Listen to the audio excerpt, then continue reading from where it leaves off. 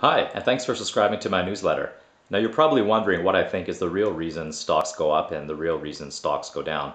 A lot of analysts will say that it's just the earnings, just focus on the earnings. But it's not always just the earnings, it's the earnings growth rate.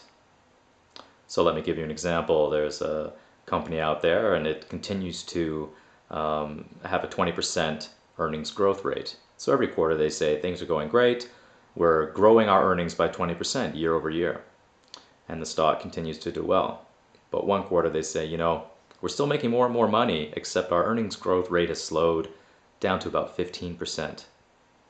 It's probably all over for the stock. The stock gap down, could continue to go lower until finally the price is in equilibrium with the growth rate, of the earnings of that company. And that could be significantly lower than the stock was at before the announcement. At that time, unfortunately, the fundamental analysts will come in and say, the sell-off is unreasonable, the company's doing well, continues to make more money, but it just won't matter to the stock. And we trade stocks, not just companies. It's the stock of the company, and it's a really big difference.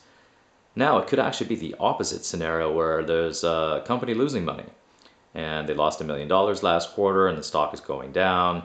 And then the next quarter, they come out and say, we only lost $750,000.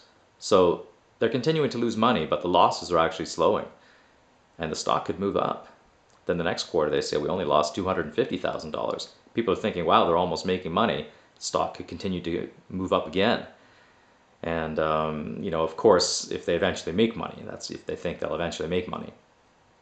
And so that's what I believe really, really moves stocks. It's the earnings growth rate.